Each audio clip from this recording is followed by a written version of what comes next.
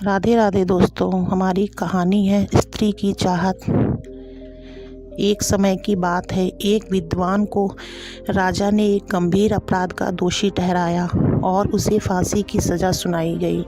चूँकि वह व्यक्ति बहुत विद्वान था, इसलिए राजा ने उसकी विद्वता का सम्मान करते हुए कहा कि अगर तुम मेरे एक सवाल का सही उत्तर दे दोगे तो मैं तुम्हें माफ़ कर दूंगा।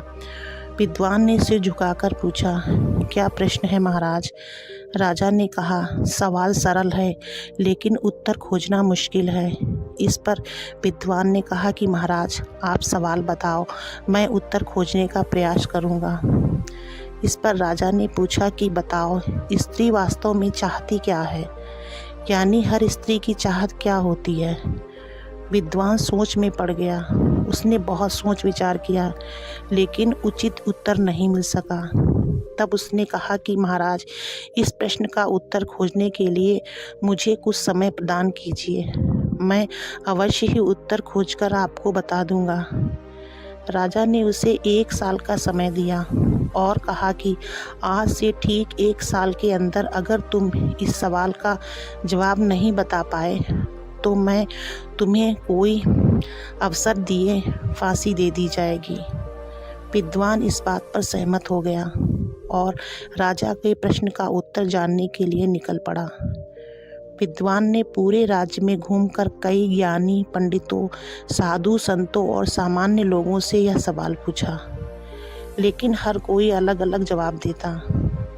कोई कहता धन तो कोई कहता सम्मान, किसी ने कहा प्रेम तो किसी ने कहा सुरक्षा, पर कोई उत्तर ऐसा नहीं था जो उसकी समस्या सुलझा सके। तभी किसी ने उसे सुझाव दिया कि दूर जंगल में एक भूतनी रहती है। कहा जाता है कि वह हर सवाल का उत्तर जानती है। आखिर उम्मीद के सहारे विद्वान उस भूतनी के पास पहुंचा और उसने अपना प्रश्न पूछा। भूतनी हंसी और बोली कि मैं तुम्हें इस प्रश्न का सही उत्तर बता सकती हूँ, लेकिन मेरी एक शर्त है कि तुम्हें मुझसे विवाह करना होगा। विद्वान हैरान रह गया, लेकिन जल्दी उसने सोचा कि अगर सही उत्तर नहीं मिला तो मेरी जान तो वैसे भी जाएगी। क्यों ना इस भूतनी की शर्त मान ली जाए, शायद इसके उत्तर से मेरी जान बच सके। यह सोचकर उसने भूतनी की शर्त मान ली और वहीं पर भूतनी के साथ विवाह कर लिया।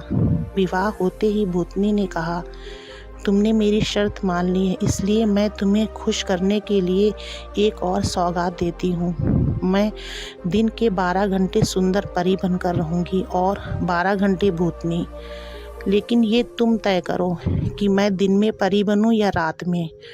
विद्वान गहरी सोच में पड़ गया। उसने विचार किया कि अगर यह दिन में परी बनकर रहेगी तो दुनिया देखेगी, लेकिन मेरा रातें काटना मुश्किल हो जाएगा, और अगर यह रात में परी बनी तो दिन नीरस हो जाएगा।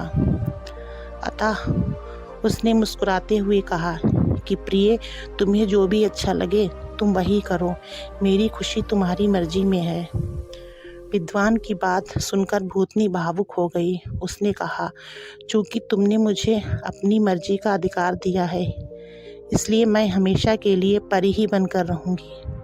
और फिर उसने विद्वान को स्त्रियों की सबसे बड़ी चाहत का उत्तर बताया।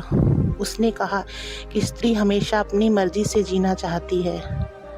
अगर उसे यह अधिकार मिल जाए तो वह हमेशा खुश और खूबसूरत बनी रहती है। विद्वान को राजा के सवाल का उत्तर मिल गया और उसने राजा के पास जाकर उसके इस प्रश्न का उत्तर बताया। राजा ने विद्वान को फांसी के दंड से मुक्त कर दिया और विद्वान अपनी सुंदर पत्नी के साथ हंसी खुशी से जीवन व्यतीत करने लगा।